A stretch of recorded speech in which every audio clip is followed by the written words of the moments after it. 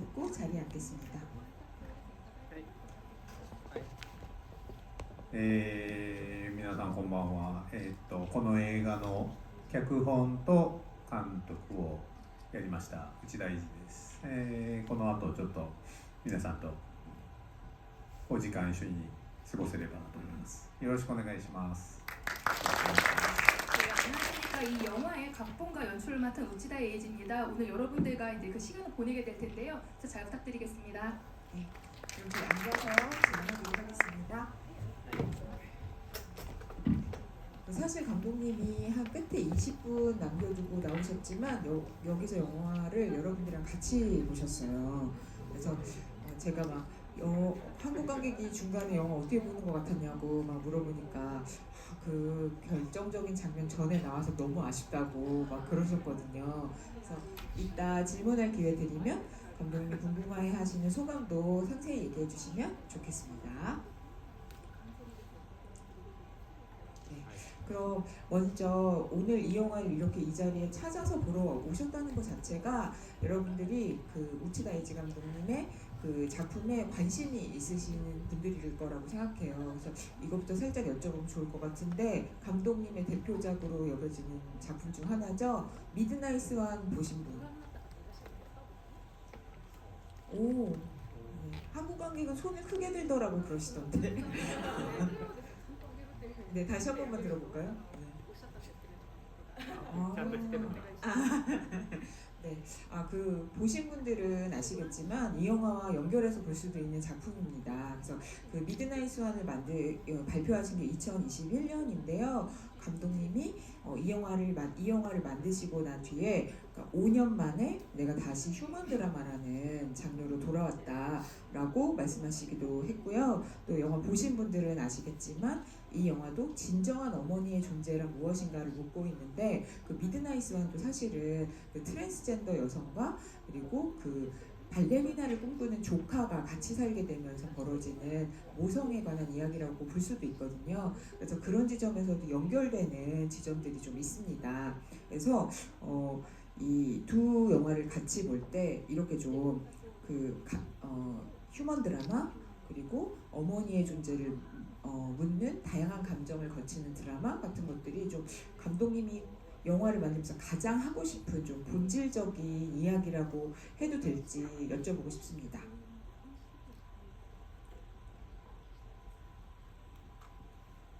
そうですね。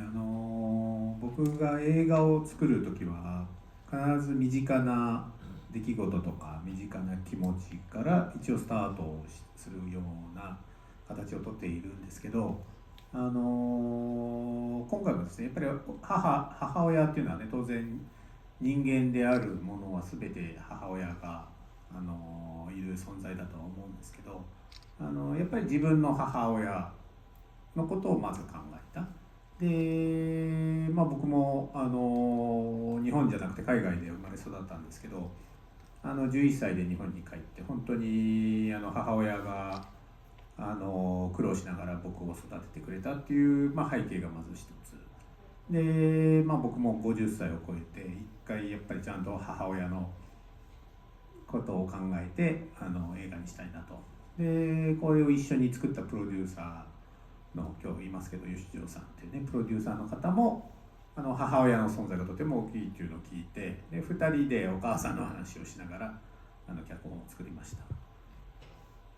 우선 저는 그 영화를 만들 때 반드시 이제 저와 가까운 이제 일이라든지 또 이제 그 저와 가까운 감정에서 이제 출발을 하는 형태로 저희 작업을 시작을 합니다. 근데 이번에는 이제 그 어머니에 대해서 이제 그 생각을 해서 만들게 됐는데, 그러니까 인간에게는 모두 이제 그 어머니가 있다고 생각을 하거든요. 그래서 저도 이제 우선 이제 어머니에 대해서 생각을 하는 것으로 이제 이 작품을 해서 출발을 했습니다. 저는 이제 그 일본이 아니라 해외에서 나고 자란 그런 이제 그 성장 배경이 있는데요. 11살 때에서 일본으로 돌아온 후에도 어머니가 이제 그 고생을 하면서 저를 이제 길러준 것이 이제 그 이 배경의 하나가 되겠습니다. 그리고 이제 제가 이제 그 나이가 이제 그 쉰이 넘어서 한 번은 이제 제대로 어머니에 대해서 생각을 하고 이제 영화를 만들자라는 이제 그 마음을 먹게 된 것도 있고요. 이 작품을 함께 작업을 한 이제 그 요시조라는 이제 프로듀서 오늘 이 자리에도 지금 있는데 그 요시조 씨와도 이제 그 어머니 그 요시조 씨 입장에서도 어머니 상당히 좀 큰 존재라고 이야기를 들었습니다. 저희 두 사람이 이제 그 어머니에 대해서 이야기를 하고 이 각본을 해서 개발을 해나갔습니다. そうですね。だからお母さんがいるっていうだけじゃ映画ができないんで、そのお母さんがいるお母さんの話を起点に、そこからお客さんに見てもらうように、エンターテインメントである部分をなんていうんだろうね、こう上塗りをしていくっていう形で脚本作りをいつもしています。 그래서 그 어머니의 존재만으로는 이제 그 영화를 만들 수는 없기 때문에, 그러니까 이 어머니의 이야기를 기점으로 해서 아무래도 이제 관객분들에게 이제 그 선보일 수 있는 작품으로 만들려면은 이제 그 엔터테인먼트적인 부분도 이제 필요하거든요. 그런 이제 오락적인 요소를 이제 그 덧입히는 형식으로 해서 항상 이제 각본을 개발해 나가는 저 형태를 취하고 있습니다. だからその皆さんの国のね有名な監督のポン・ジュノさんがアカデミー賞で言ってた言葉に感銘を受けましたけど、やっぱり一番個人的であることは一番エンターテインメントであるということをおっしゃってましたけど、僕も本当にそれはそう思っていて、今回の映画に関しては自分のお母さんとかプロデューサーのお母さんとかそういう個人的なところから話を広げていって、例えば僕の母親はそのブラジルで10年間ぐらい暮らしていたんで、並ばないんですね、列に。ブラジル人列に並ばないんで、日本に帰ってきた時に東京ディズニーランドに連れてってもらって、2時間ぐらい並んでる列の一番前にいきなり連れていくわけですよ、僕を。それは日本じゃ当然ありえないんですけど、ブラジルではどんな場所でも生き抜いていくために列には並ばない、もうとにかく前に出るっていう母親の気持ちがそうさせたわけであって、それはやっぱり面白い経験だなと思って、その後怒られて当然一番後ろに行ったんですけど、そういったやっぱ個人的な経験をやっぱり映画にしていく。だから今回主人公の母親も子供を育てるためにすごくこうなんていうんですかね、身勝手な行動も取ってしまうっていうことですね。 예, 그리고 이제 그 한국의 이제 유명한 감독님이신 이제 그 봉준호 감독님께서 아카데미 시상식에서 하신 말씀을 듣고 제가 상당히 감명을 받았습니다. 그래서 그 가장 개인적인 것이 이제 정말 그 궁극의 엔터테인먼트다 이렇게 말씀을 하신 얘기를 듣고 저는 상당히 좀 동감을 했었거든요. 그래서 이번에 이제 저희 어머니 그리고 또 이제 그 프로듀서의 어머니 이렇게 좀 그 개인적인 이야기를 이렇게 키워나가는 방식으로 이 영화를 만들게 됐었는데, 그러니까 저희 어머니는 이제 그 브라질에서 이제 10년 동안 이제 그 생활을 하시면서 줄을 서지 않는 사람이 됐습니다. 그래서 브라질에서는 사람들이 좀 잘 줄을 서질 않거든요. 일본에 이제 브라질에서 이제 일본으로 귀국을 한 후에 저를 이제 도쿄 디즈니랜드에 데려갔는데, 다른 사람들은 한 2시간 정도 쭉 이제 줄을 서 있는데 저를 데리고 가장에서 앞으로 이렇게 끼어드시더라고요. 그래서 일본에서는 정말 있을 수가 없는 일인데, 근데 브라질에서는 어디서나 이제 벌어지는 일입니다. 그러니까 브라질에서는 살아남기 위해서는 그러니까 줄을 서서는 이제 도저히 이제 살아남을 수 없는 국가다 보니까, 그러니까 앞으로 내 자식을 끌고 가는 그런 어머니가 이제 그러니까 그런 어머니의 그런 마음이 그런 행동으로 이어진 것이 아닌가 싶거든요. 상당히 좀 흥미로운 경험이었고, 당연히 이제 사람들로부터 이제 욕을 먹다 보니까 제일 뒤로 이제 그 돌아갔습니다. 그래서 그런 이제 개인적인 경험도 이제 그 영화로 좀 이렇게 녹여내고 싶었습니다. 그래서 이 작품에서 주인공인 어머니는 이제 뭐 마찬가지로 이제 자기 자식을 키우기 위해서 때로는 상당히 좀 이기적인 이제 행동에 나서기도 하죠. 어머니가 이 영화 어떻게 보셨는지를 안 여쭤볼 수가 없네요. 怖くてあまり聞けなかったんですけどね。 제가 너무 무서워서 어머니한테 묻지는 못했습니다. 왠지 이 영화가 뭐 여러 장르로 극화돼 있긴 하지만 아드님의 마음을 너무 잘 느끼셨을 것 같아요.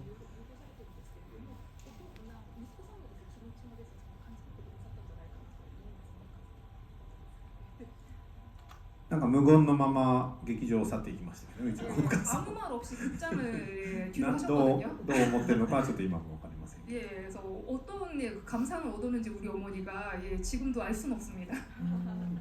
아 근데 뭐 예를 들면 디즈니랜드에서 아들을 데리고 그 놀이기구마다 줄 앞으로 가는 어머니의 모습을 그 이야기로 담아내는 게 아니라 어떻게 보면 그 어머니의 모습을 되게 색다른 그릇과 캐릭터로 담아냈다는 게 이 영화의 되게 이색적인 면인 것 같아요. 그래서 그 두 아이의 엄마와 그리고 여성 격투기 선수가 우연히 만나가지고 마약 판매책이 된다는 이야기 자체도 굉장히 감독님이 만드신 건데 너무 이 영화만의 어떤 특색이 보인다고 할까요? 그래서 이 두 인물을 어떻게 떠올리셨는지 궁금합니다.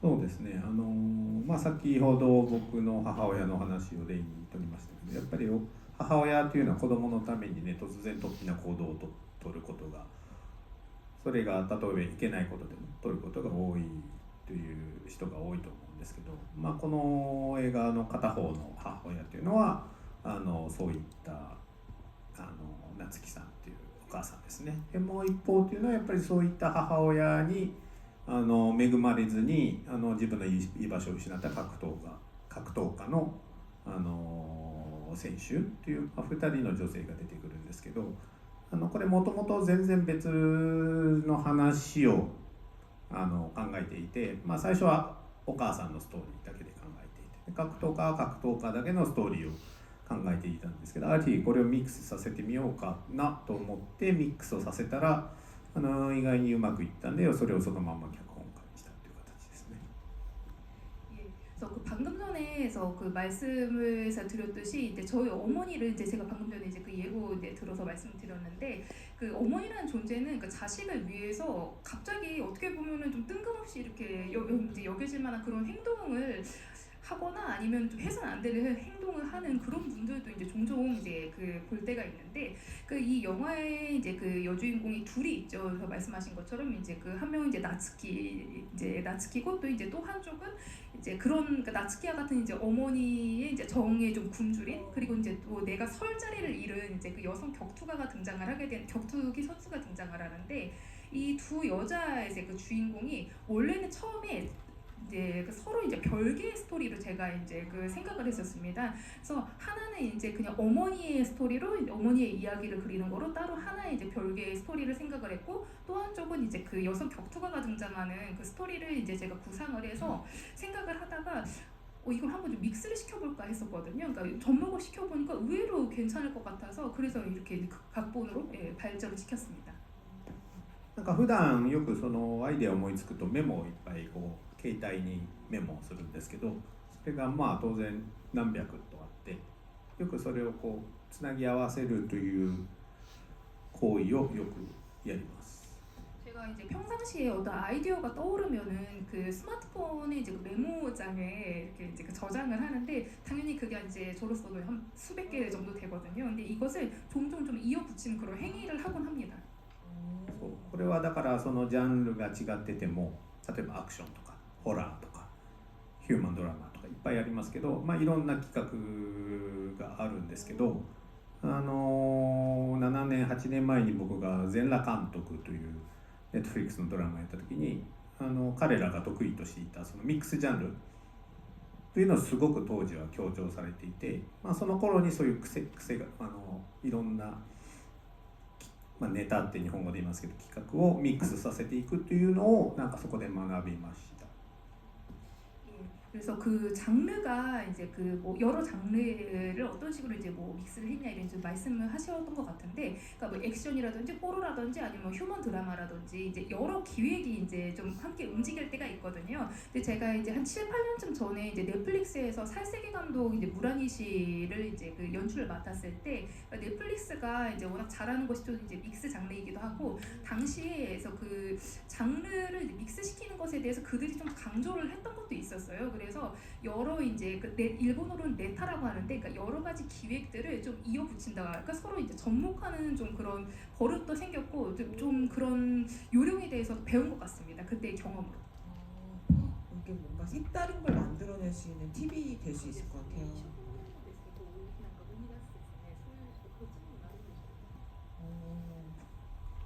そうですね、今の映画とかドラマを見る若い人たちというのはやっぱりミックスにも慣れてるんで、やっぱり従来のその一つのジャンルだけで押し通すのはなかなか難しいんじゃないかなと思います。 아무래도 요즘 이제 그 뭐 드라마라든지 영화를 보시는 분들 같은 경우에는 또 이제 이런 믹스 장르에 워낙 좀 이제 익숙하시다 보니까 하나의 장르만으로 이제 밀고 나가는 게 좀 어려운 측면도 있는 것 같습니다. 네.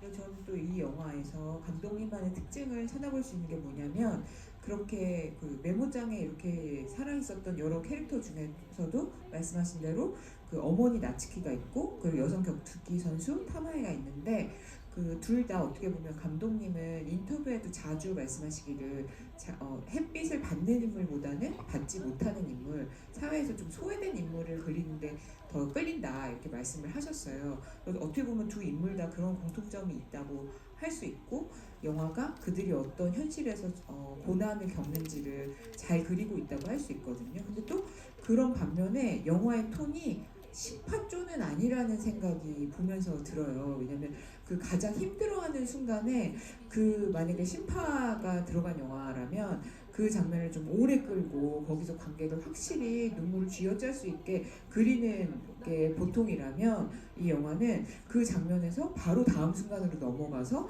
오히려 그 다음 순간에 이 인물이 그걸 힘들지만 마음을 다잡고 어떻게 극복하려고 하는지를 보여주는 순서로 연출이 계속 넘어가더라고요. 그래서 그런 힘든 인물, 소외된 인물을 그리면서도 이런 심파조로 흘러가지 않게 연출하신 이유가 궁금합니다.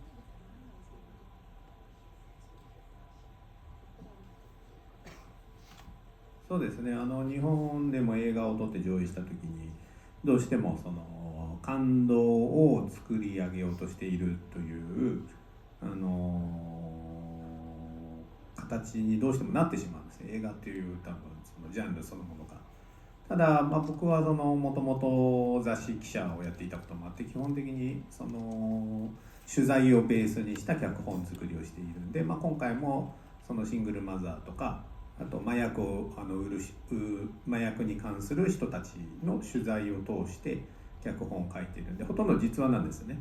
でその前の、ミッドナイトソーの時もそうでトランスジェンダーを何十人も取材をして基本的に創作で書いてる部分がほとんどない。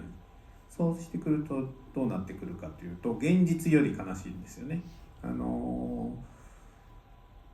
SNS とかでね感動にするなと言われてしまうんですけど感動を超えた厳しさがやっぱ現実にはありますよね。だからシングルマザーであるとか麻薬を売る人であるとかトランスジェンダーの皆さんとかやっぱり取材をするともう僕たちじゃもう思いもつかないような辛いことがいっぱいある。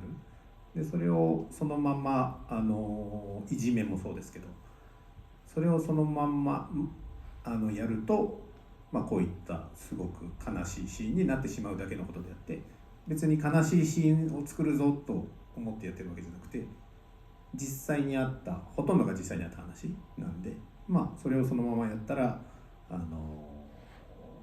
こうなってしまったっていうだけの話ですね。 그래서 일본에서는 이제 그 영화를 찍고 이제 그 상영을 하려고 했을 때, 그러니까 어떻게 보면 좀 영화라는 그 장르의 특성 때문인지 상당히 좀 감동을 이렇게 좀 그 만들려고 하는, 그러니까 감동적으로 좀 이렇게 그 유도해 나가려는 그런 측면들이 많거든요. 근데 다만 이제 저 같은 경우에는 그 예전에 이제 그 잡지 기자로서 이제 일을 했던 그런 경험이 있다 보니까 기본적으로는 시나리오를 만들 때 취재를 해서 그 취재 내용이 좀 기반이 되곤 합니다. 그래서 이제 이번에는 이제 뭐 싱글맘이라든지 이제 그 마약 관계자들을 이제 취재를 해서 이제 그 각본 작업을 했는데 그러다 보니까 이제 거의 실화라고 할 수가 있겠죠. 그리고 미드나잇 스완 때도 이제 트랜스젠더를 한 수십 명 정도를 제가 이제 그 취재를 해서 각본 작업을 했다 보니까 기본적으로 어떻게 보면은 지어낸 부분 거의 없다고 보시면 될 것 같습니다. 그런데 정말 현실이 더 정말 그 비극적이라고 할까요?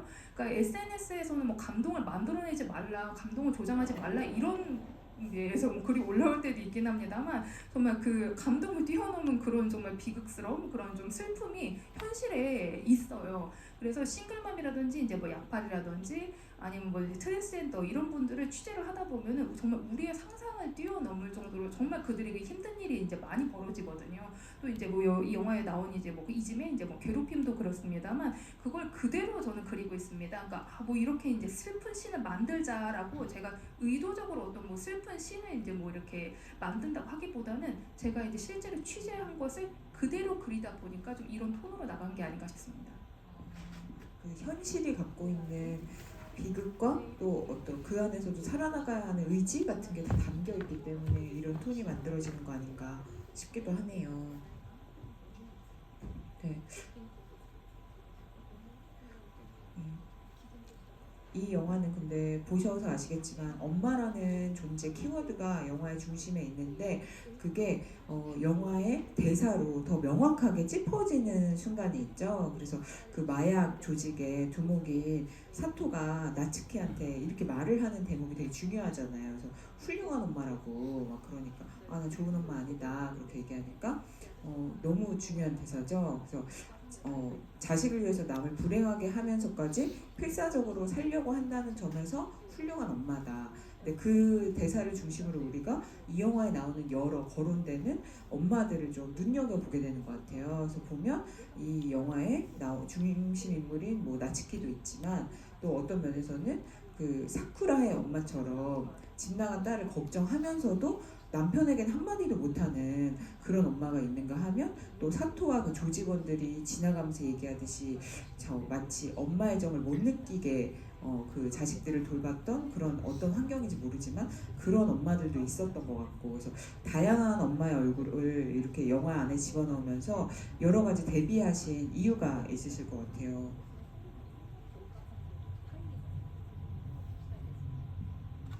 これもさっきの話の続きなんですけど、この、何でしたっけ、お母さんは、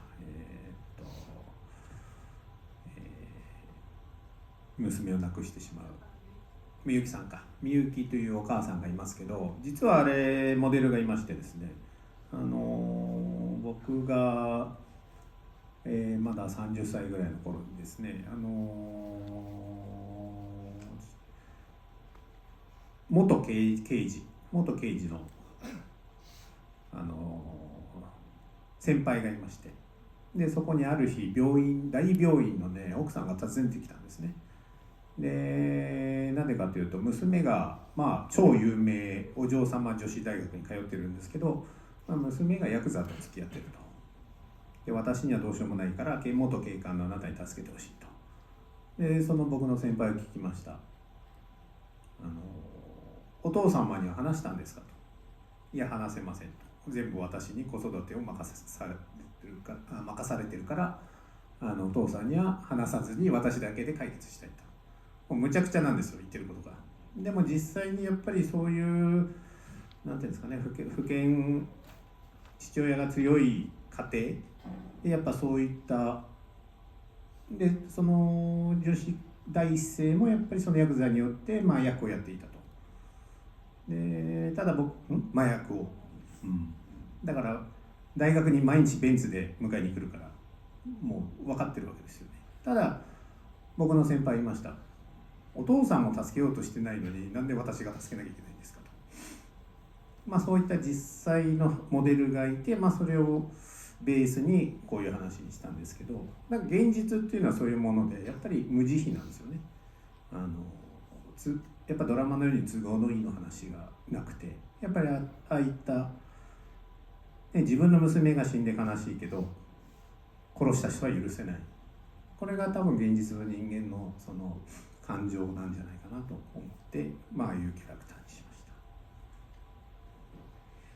그 방금 전에 이제 했던 이야기와 좀 이어질 수가 있는데 뭐 이제 그 사쿠라의 어머니 이제 그 미유키를 좀 예로 들어서 말씀을 드리자면은 이 캐릭터 같은 경우에는 모델이 있어요. 그래서 제가 한 30살 정도 됐을 때, 그러니까 원래 이제 그 형사 일을 했던 이제 선배가 있었는데 그 선배한테 하루는 이제 정말 그 아주 큰 규모 이제 그 병원에 이제 뭐 원장 사모님 같은 분이 찾아와가지고서 그 내 딸이 이제 아주 유명한 이제 그 여대를 다니고 있는데 아주 이제 부잣집 딸들만 다니는 이제 여대를 다니고 있는데 지금 야쿠자만 사귀고 있다. 그러니까 어떻게든 좀 도와달라 그렇게 전직 경관한테 그렇게 부탁을 했었거든요. 그랬더니 그 저희 선배가 그러면 애 아버지한테는 얘기를 했냐라고 물어봤더니 애 아버지한테 말할 수 없다. 나한테 이제 육아를 다 일임을 했기 때문에 애 아빠한테는 말할 수 없다라고 이렇게 얘기를 하면서 해결을 해달라고 부탁을 하셨는데 어떻게 보면 말이 안 되는 일이죠. 근데 실제로 그렇게 이제 그 아버지의 힘이 강한 어떻게 보면 좀 부권 그런 가정 같은 곳에서는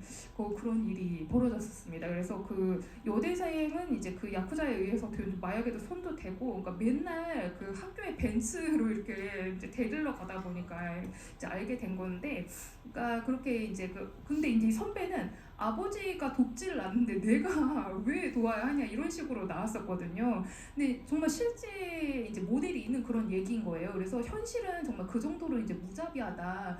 그러니까 드라마처럼 어떻게 우리가 이제 좀 보는, 그러니까 드라마처럼 입맛대로 이렇게 상황이 돌아가는 것이 아니라 정말 그 딸이 이제 뭐 이제 죽었는데 그 딸을 죽인 사람은 뭐 용서할 수 없다 이런 식으로, 그러니까 사람의 감정에 이제 그런 현실적인 사람의 감정을 이 작품에서 그리게 됐습니다. 네, 여기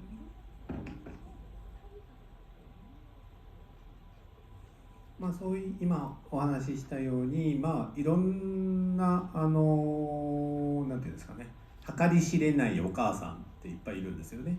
その我々が頭の中で物語として作る母親をはるかに超えてくる実在の母親がいっぱいいるわけで、まあ、今回はその3人の母親をメインにしました。それはなぜかというと、対比しやすいからですよね。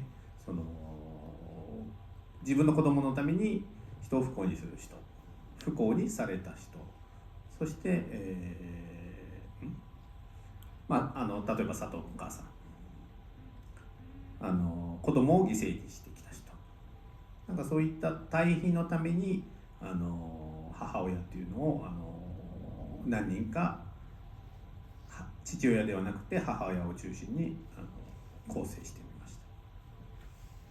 그리고 이제 그 왜 이제 여러 어머니를 좀 대비시키는 형식으로 이제 그렸냐라고 말씀을 드렸잖아요. 그래서 지금 이제 좀 그 앞서 말씀을 드렸듯이, 그러니까 어떻게 보면은 그 보통 사람들은 좀 헤아릴 수 없는, 그러니까 좀 상상이 안 되는 그런 어머니들도 많이 존재한다. 그러니까 우리가 머릿속으로는 좀 그렇게 상상하기 어려운, 그러니까 그런 우리의 상상을 좀 초월하는 그런 어머니들이 이제 실제로 이제 많이 존재한다는 것을 좀 표현을 하기 위해서 세 명의 이제 어머니를 이제 그 좀 등장을 시켰습니다. 어떻게 보면 좀 대비하기가 쉽도록 이제 세 명을 등장을 시킨 건데, 내 자식을 위해서 남을 불행하게 하는 사람, 그리고 이제 타인에 의해서 내 자식이 이제 불행해진 어머니, 그리고 또 이제 그 사도의 어머니처럼 이제 내 자식을 이제 희생시킨 어머니, 이런 식으로 좀 대비를 좀 극명하게 좀 대비를 시키기 위해서 몇 명의 어머니를 이렇게 등장을 시킨 거고, 그러니까 아버지가 아닌 이제 그 어머니를 좀 이렇게 그 대비를 시키는 형식을 취한 것이죠.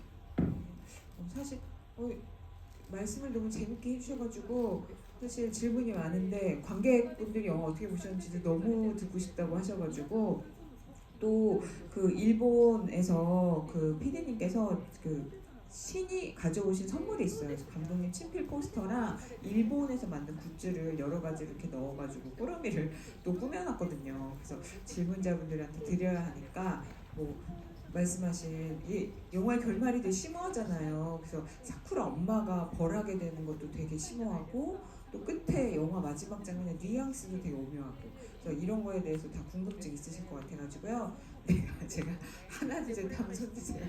네, 하나 둘 셋 손 드시면 이거 봐요 어떡해. 네, 저기서 그 이쪽 복도 여름에 뒤에 계신 분이 먼저 손 들고 계셔가지고. グッズはね、売り切れてるグッズは日本では 예, 지금 그 패키지 안에 들어있는 굿즈가 일본에서는 다 완판이 된 것들이거든요. 제가 슬쩍 구경해도 너무 예뻐요.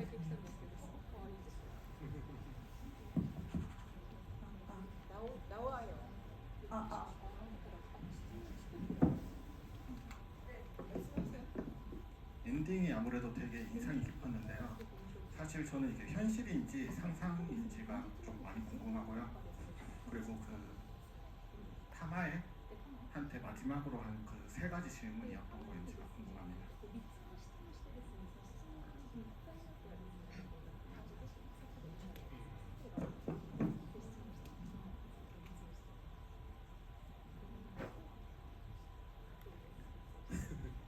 そうですね、3つの質問があるんですけど、それはまあ脚本から外していて明確にはしていないんですけど、いろんなところにヒントを自分なりに入れてみまして、例えば佐藤が着ている T シャツ、T シャツには絵がプリントされているんですけど、まあ、その絵でしたり劇中に出てくるいろんな壁にいろんなキリスト教関連の絵がかかっていましてですね、まあ、例えばもう一度見ていただいて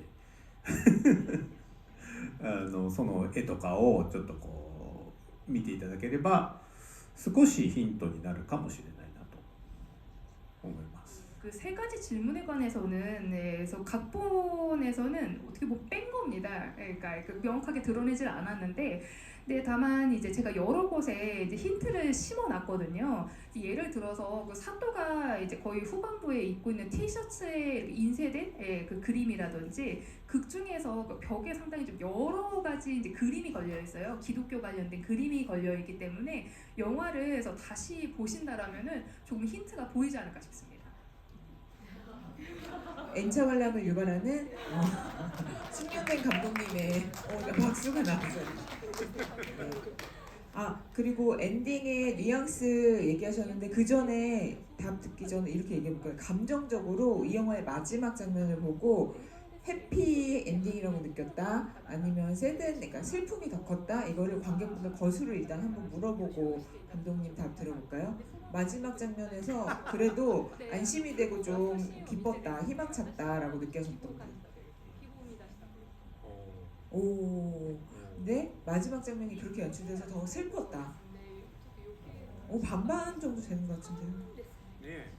これ国民性なんですかね。 그러네요. 이게 국민성일까요? 日本はねやっぱりそのビターの方が多いんですよね、日本のお客 일본 さん。 같은 경우는 좀 씁쓸하다라고 받아들인 사람이 더 많았어요. 근데 왜 이런, 그러니까 양쪽에 다 해석할 수 있는, 양쪽으로 해석할 수 있는 결말을 연출하신 이유? これはさっき控室で韓国のスタッフの方々と喋ってていい言葉を覚えたんですけど、オープンなんだっけ、オープンエンディングというらしいですけど、これはですね、僕もシングルマザー本当何十人と取材お話を聞いたんですけど、やっぱ主観によって全て変わるんですね。自分がその子育てとかお金とかに関してどう思ってるか。なんでやっぱりこれは多分皆さんのどういう今立ち位置にいるのかでやっぱり全然違うと思うんですよね、そのエンディングが。なのでなんか一つのエンディングにしないようにしました。なんで答えはここで言うと日本のお客さんに怒られるんで、僕の中では明確にあるんですけど言うことはできないんですけど、さっきも言ったように絵画がですね、オープニングのトイレの壁から絵がいっぱい出てくるんですね。なんかこれは別に皆さんに2回見てもらおうという魂胆ではないんですけど絵がいっぱい出てきて、その絵の古い絵っていうのは意味が全部あるんで、その絵の意味を考えていただけるとなんとなく自分なりの答えが出るのかもしれません。 예, 그 방금 전에 제가 그 대기실에서 한국 스태프들에게 정말 좋은 말을 배웠거든요. 그러니까 그 오픈 엔딩이라고 해야 되나? 그 열린 결말? 예, 열린 결말이라는 말을 배웠습니다. 근데 제가 이제 아까도 말씀드렸듯이 이 작품을 만들면서 이제 그 싱글맘 수십 명을 이제 취재를 하면서 느꼈던 것이, 이게 사람이 그 주관에 의해서 모든 것이 다 달리 보인다라는 것을 느꼈어요. 그러니까 자기가 육아를 하면서 또 이제 그 금전적으로 어떤 생각을 하고 있는가에 따라서 다 이게 보이는 게 다르지 않을까. 그러니까 그런 의미에서는 여러분들이 현재 어떤 상태에 놓여져 있는지에 따라서 이 엔딩이 좀 다르게 보이지 않을까 싶습니다. 그래서 하나의 결말로만 저는 좀 그 묻고 싶은 생각은 없었어요. 그래서 답을 여기서 말씀을 드린다라면은 그 일본 관객들로부터 욕을 먹을 것 같고, 제 나름 제 안에서는 확실하게 결론이 있긴 합니다. 결말은 있긴 한데 예, 여기서 말씀을 드리지는 못할 것 같고, 그리고 아까 앞서서 이제 제가 회화 작품 그림에 대해서 이제 좀 그 말씀을 드렸는데, 있는데 오프닝 씬 있잖아요. 그 화장실 장면. 그 장면에서도 벽에 그림이 엄청 많이 이렇게 걸려 있었는데 이거는 뭐 2차 관람을 유도하기 위해서 이렇게 말씀을 드린 건 아니고 그 그림이 많은 가운데 상당히 좀 오래된 그런 좀 회화 작품이 있거든요. 그런 그림에는 또 다 의미가 이렇게 실려 있다 보니까 제 나름대로 그런 좀 의미를 담아서 만들었습니다. 그러니까 결론은 있긴 합니다. ポン・ジュノさんもね、イ・チャンドンさんもデビッド・リンチさんも誰も答え出してないんで、そういうものなのかなと思います。 그래서 뭐 봉준호 감독님이나 이창동 감독님이나 또 이제 데이비드 린치 뭐 감독 등 해서 이분들도 다 답을 이렇게 분명하게 드러내지 않았기 때문에 뭐 그런 거 아닐까요? でもYouTube でなんか1時間にわたってこの映画を考察している日本人の YouTuber がいて、それはもしよかったら皆さん日本語ですけど見ていただけるとちょっと僕も見てて面白かったです。おすすめします。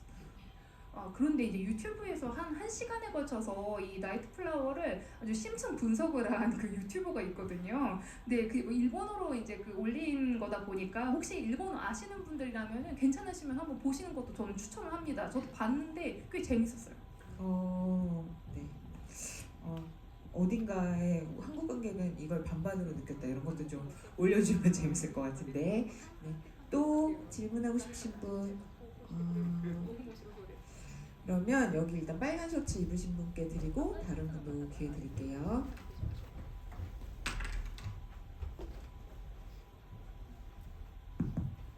영화 재밌게 잘 봤습니다. 제가 좀 궁금한 건요, 이게 사쿠라 어머님 미유키 씨였죠? 미유키 씨가 한 행동이 저는 좀 이해가 안 가서 영화 내내. 그러니까 왜 그 자기 딸을 그렇게 그 지옥에 빠뜨린 그 옆에 그 친구들이 아닌 그 약파리를 그렇게 타겟팅을 하고 마지막을 쏘러 간 건지. 솔직히 말해서 저는 이게 그러니까 그 어머님이란 캐릭터 그냥 말 그대로 그 결말을 위해서 그냥 만들어진 캐릭터라고 그래서 생각을 안 했거든요. 그러니까 좀 캐릭터의 성격이 좀 완전히 좀 부서져 있는 느낌? 이런 느낌을 받았습니다. 왜 이런 캐릭터로 설정하셨는지 좀 궁금해서 여쭤봅니다.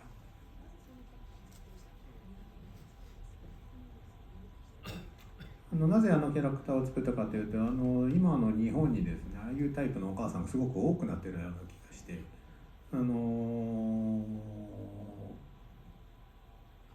一つ言えるのは娘のために彼女は復讐に出たのかどうかってことですよね。それはちょっとわからないんじゃないかなと。果たして誰のためなのか、一応見ていると娘のためという形をとってますけど、果たしてそうなのかなと。とてもなんか今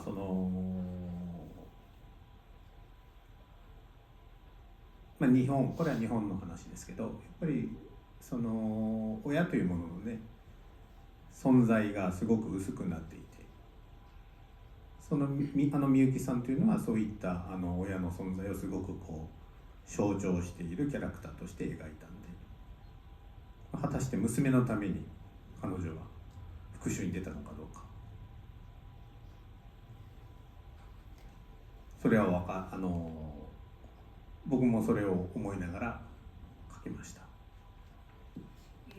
우선 그 캐릭터를 이제 만드는 데 있어서 저는 현재 이제 일본의 그런 타입의 어머니가 꽤 좀 많이 늘어나고 있지 않을까 그런 생각을 하고 있습니다. 한 가지 말씀을 드릴 수 있는 것은 그녀가 과연 딸을 위해서 복수를 한 것인가 이 부분에 관해서는 상당히 저는 좀 물음표가 붙거든요. 과연 누구를 위해서 그런 행동에 나선 것인가? 그러니까 표면적으로 보면 딸을 위해서 그런 것처럼 보이는데 과연 그럴까? 그러니까 정말 이거는 이제 현재 이제 일본에 이제 좀 국한된 이야기이긴 합니다만 일본 같은 경우에는 이제 그 부모의 존재가 상당히 좀 희박해지고 있다라는 그런 느낌을 많이 받고 있거든요. 그래서 미유키라는 그 캐릭터를 그런 부모의 존재를 좀 상징하는 캐릭터로서 저는 표현을 하고 싶었습니다. 그래서 이제 과연 그녀가 이제 딸을 위해서 복수를 한 것인가?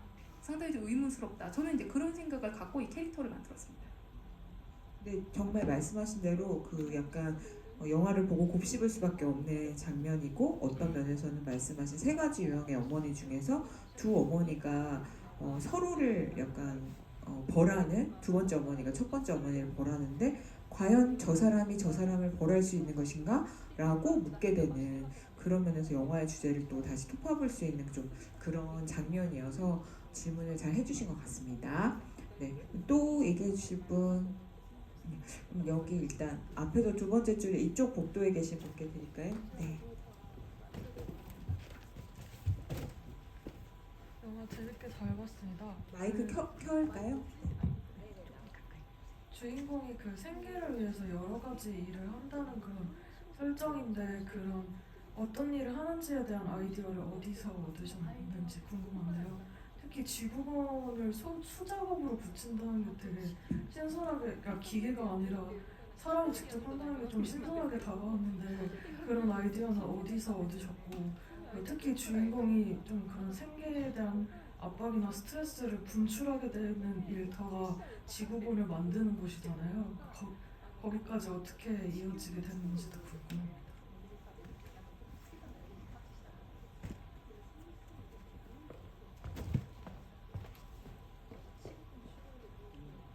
仕事の種類はですね 100% 取材から全て実話です。彼女たちはやっぱ子供がすぐ風邪ひいたりするのであんまり決まった仕事ができないんですね。だから時間の余裕のある夜ですとかで昼は比較的短時間な工場でアルバイトしたりしてるんで、実際にいろんなお母さんたちの家計簿を夜のバイトはいくら昼のバイトはいくらそれを取材してここになので、ほとんど作り物はないという状態です。で、はいどうぞ。 우선 그 이제 한 일의 종류에 관해서는 거의 100% 취재에 의한 것이라고 이제 보시면 될 것 같습니다. 다 실화고요. 그래서 그녀들이 이제 아까 아무래도 이제 싱글맘들이 뭐 애를 키우다 보면 이제 애가 뭐 감기에 걸리거나 이제 아플 때도 있잖아요. 그러다 보니까 딱 정해놓은 일을 하기가 상당히 어려워서 시간에 여유가 있는 뭐 이제 뭐 밤일을 나간다든지 아니면 아주 좀 단시간에 할 수 있는 그런 뭐 공장에서 좀 그러니까 아르바이트를 한다든지 이런 거를 그러니까 실제 상당히 좀 여러 명의 이제 그 싱글맘들의 그 가계부를 제가 봐서 그 가계부에서 이제 그 낮에 한 아르바이트에서는 얼마를 벌었다, 밤에 하는 아르바이트에서는 어떤 일을 했고 얼마를 벌었다 이런 거를 다 이제 그 실화에 기반해서 제가 만든 건 이제 그 각본에 녹여낸 겁니다. 그래서 지어낸 것은 없다고 보시면 될 것 같습니다. そうですね。だから日本のね SNS でもこんなにバイト不可能だろう嘘だみたいな投稿もありましたけど、これ実際に取材で得た情報で描いてるんで実際にそういう信じられないような大変な時間をアルバイトに費やしてる人は実際にいるっていうことですね。だから取材っていうのは現実を映し出すんで世間のみんなが思っている以上になことがあるっていうことですね。それで、地球儀あれも地球儀工場がいっぱいあってですね作り方も完全に取材してコピーしてるんで全て本当です。 그래서 일본에서는 SNS에서 이제 이 영화를 보고 이렇게나 이제 많이 아르바이트를 할 수가 없다, 말이 안 된다 이런 글들도 올라왔어요. 그러니까 이거 다 거짓말 아니냐. 근데 실제로 이제 그 취재를 한 정보를 토대로 만든 것이기 때문에.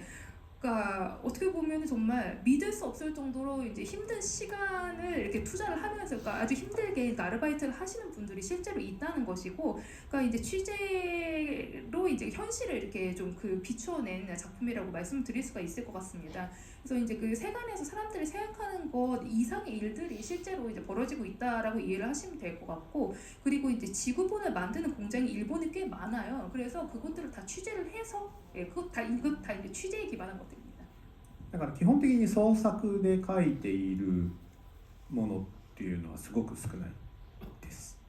기본적으로 그러니까 제가 지어낸 거는 아주 적다고 보시면 될 것 같습니다. 근데 그 취재에서 보신 그 다양한 아르바이트 일터 중에서도 지구본 공장을 배경으로 하신 이유가 뭐예요? ニューヨークなんか行ったことないわというセリフがありますけど、やっぱり世界は広くて子供たちにもお母さんにも開かれているのにやっぱり日本は出たことない。やっぱりどんどんお金がなくなっていくと海外にも行けない。そういった30年前僕が若い頃っていうのはみんな海外よく出てたんですね。でも今やはり若い人がなかなか海外に行けないっていう時代が来て、なんかそういった僕の気持ちを地球儀っていう海外にも行けない人がやっぱり世界を作っているっていう部分で対比を持たせようと思ってああいうふうにしました。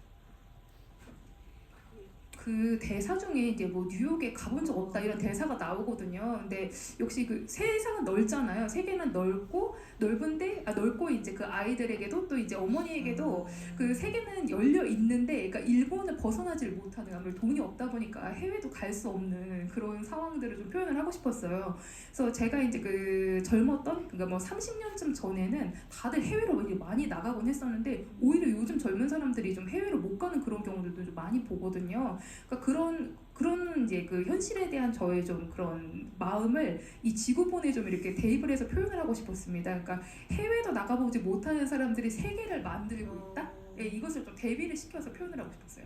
네. 그래서 그 많은 아르바이트 중에서도 지구본 공장이 인상적으로 다가왔던 이유가 있는 것 같아요.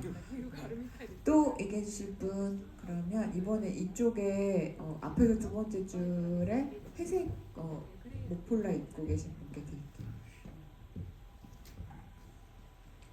안녕하세요. 제가 궁금한 게 두 가지가 있는데요. 하나는 가난을 상징하는 여러 가지 연출 중에서 그 맨밥에다가 케찹만 넣어가지고 볶아주는 그런 장면이 있었어요. 그 부분이 너무 인상적이고 사실 경험이 있어서 그게 너무 감동적이었는데 드셔보신 적이 있는지가 너무 궁금하고 두 번째로는 영화에서 남자와 여자의 그 사랑에 대한 그런 게 좀 대비되는 느낌이 있는데 남자는 마지막에 폭력에 무릎을 꿇어서 미안하다고 하고 또 그 죽은 여자의 아빠는 자식한테 관심도 없는 그런 사랑을 보여주는 대신에 여자의 사랑은 이제 엄마의 사랑으로 얘기를 하고 있지만 헌신적이고 굉장히 좀 아이들을 위하고 그런 부분이 있는 것 같아요. 그런 거를 의도적으로 그렇게 배치를 하신 건지 그것도 좀 궁금합니다.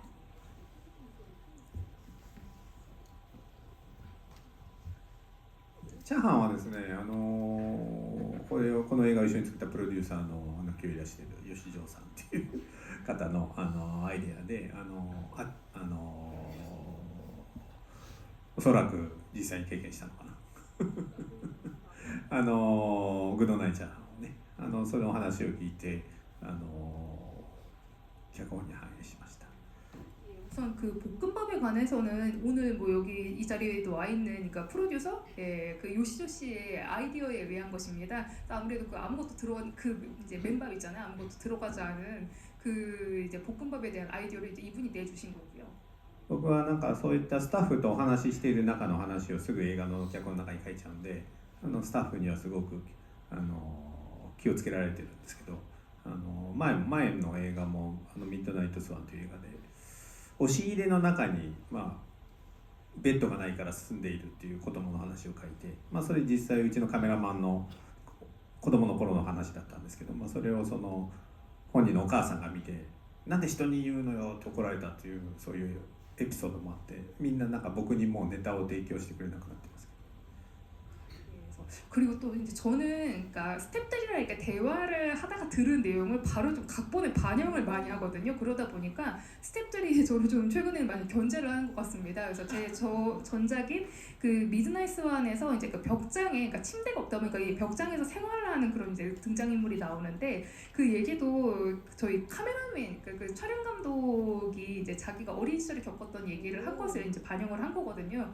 그런데 그 어머님이 영화를 보고서 너는 그런 얘기를 왜 남한테 했냐 그렇게 얘기를 했다고 하시더라고요. 그래서 그러니까 이런 식으로 제가 바로 이제 영화에 반영을 하다 보니까 최근에 스태프들이 이런 좀 소재를 잘 제공을 안 해주게 됐습니다.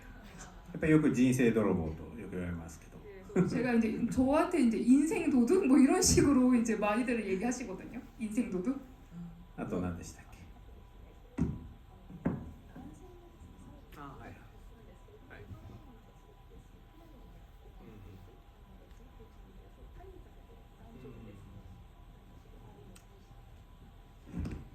そうですねやっぱりお父さん、うちのお父さんもそうでしたけど、なんか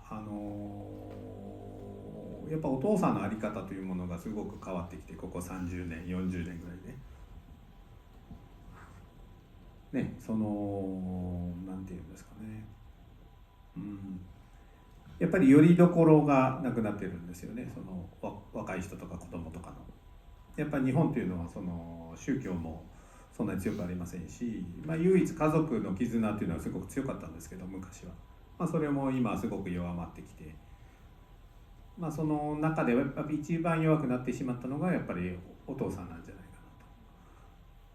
それはそのいわゆる封建社会のね問題とはまた違うような気もして、そういう部分でやっぱちゃんとしたお父さんがほとんど出てこないんですよね、この映画には。やっぱりお母さんがとても強い、いつの時代も。それを多分自分なりに描いたのかなと思います。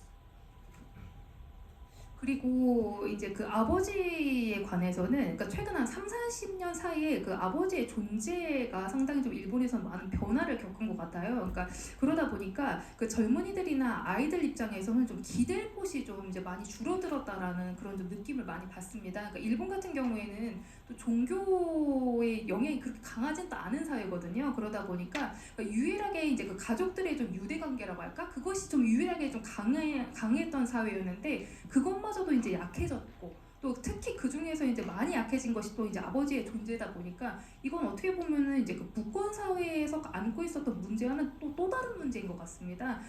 그래서 그러니까 또 이제 이 영화에서는 어떻게 보면 제대로 된 아버지는 한 명도 등장을 하지 않잖아요. 거의 남자들은 등장을 하질 않고 또 이제 어느 시대든 저는 좀 어머니는 상당히 좀 강한 존재라고 느꼈다 보니까 그런 것들이 이 작품에 좀 그려진 것이 아닌가 싶습니다.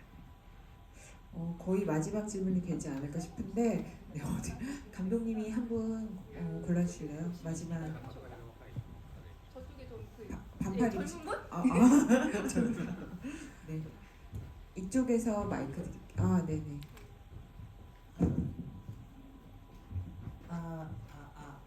들리나요? 일단 今日韓国来てくれて本当にありがとうございました。本当に楽しかったです。저는 그 한국에 우선 와주셔서 감사하다, 뭐 즐거웠다 이거 말씀하셨고요. 네, 그 우선 영화를 너무 재미있게 봐서 아까 전에 말씀해주신 다른 영화도 너무 궁금해지기도 했는데요.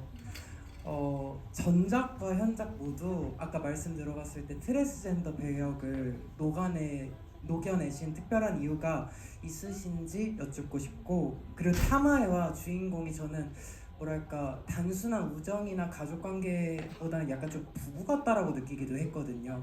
그래서 그런 부분도 약간 의도되신 뭔가 그런 배역 선정이신지도 좀 궁금합니다. 좀 약간 열린 결말 같은. そうですね、僕の前作は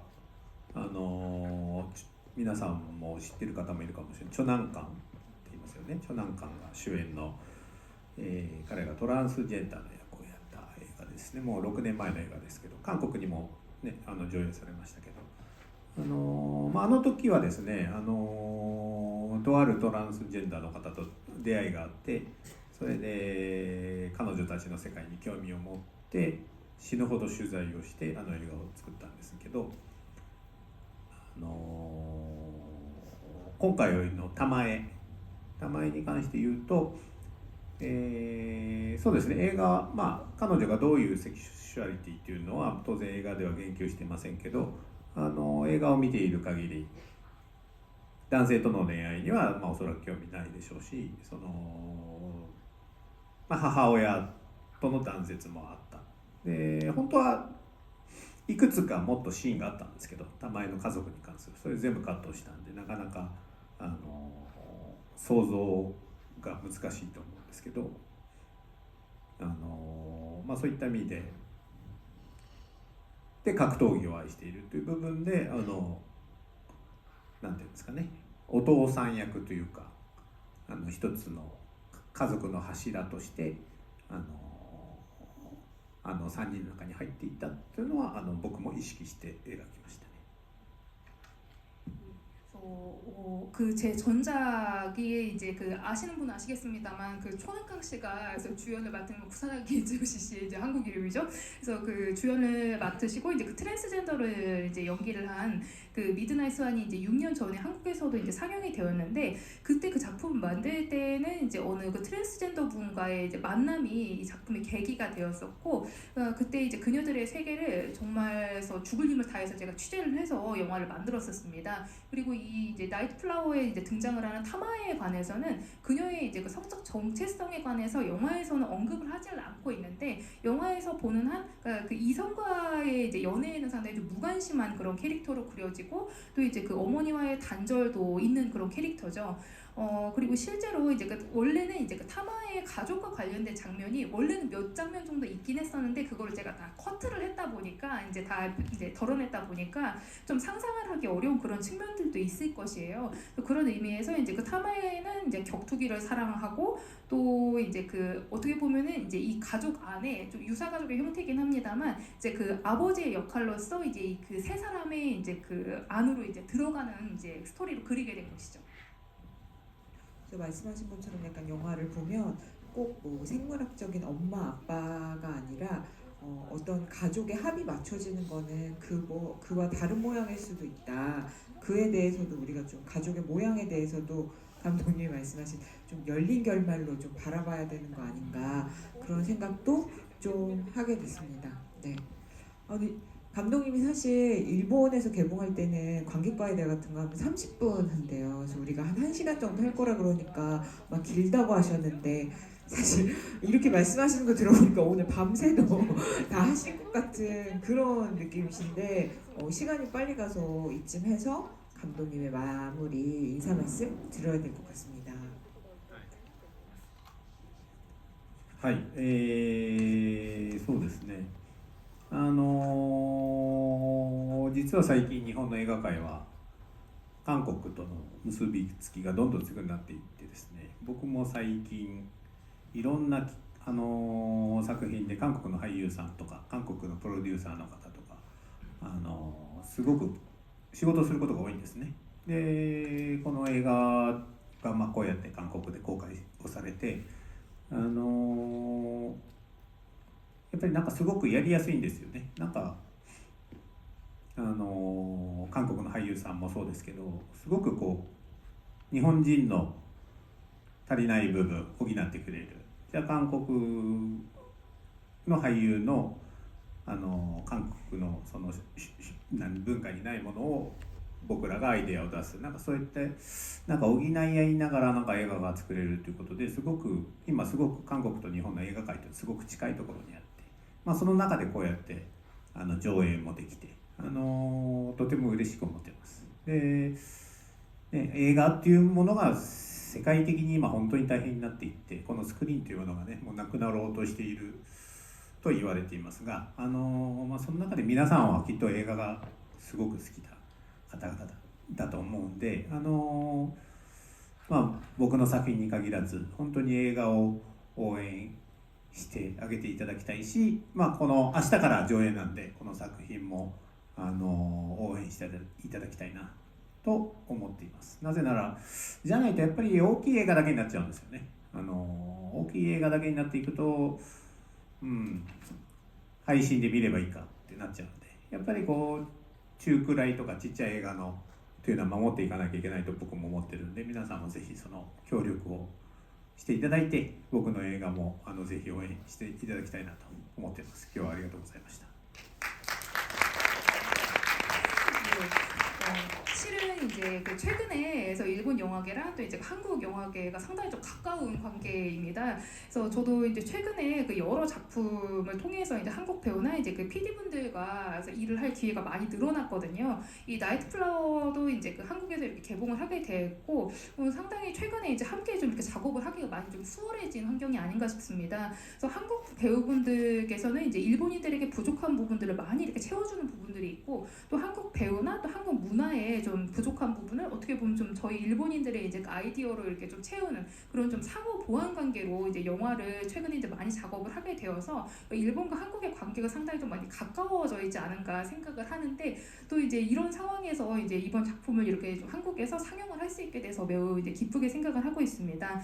그런데 이제 영화에 관해서는 세계적으로 많이 힘든 상황이라는 이런 얘기들을 많이 듣고 있거든요. 그러니까 스크린이 뭐 언젠가 사라지는 것 아니냐 이런 얘기들도 나오고 있을 정도인데 그러니까 여러분들, 그러니까 오늘 이 자리에 와주신 여러분들께서는 정말 영화를 사랑하는 분들이라고 저는 생각을 하고 있습니다. 그래서 제 작품뿐만이 아니라 영화 전체를 좀 이렇게 많이 이렇게 좀 응원해 주셨으면 하고 또 이제 나이트 플라워가 이제 그 내일 개봉이 되거든요. 그래서 이 작품에 좀 많이 힘을 실어 주셨으면 좋겠습니다. 그렇지 않는다라면은 그 정말 큰 영화만 남게 되지 않을까 싶어요. 규모가 큰 영화들만. 그래서 큰 영화만 남을 경우에는 뭐 영화는 이제 OTT로 보면 되는 거 아니냐 또 이렇게 될 수가 있으니까 또 아무래도 이제 중간 규모라든지 또 작은 규모의 이제 영화들도 이제 지켜야 하지 않겠습니까? 그래서 여러분들께서 많이 좀 힘을 보태어 주셨으면 좋겠고 저희 나이트 플라워도 꼭 응원 부탁드리겠습니다. 내일부터 이제 상영되니까 잘 부탁드리겠습니다. 오늘 정말 감사했습니다.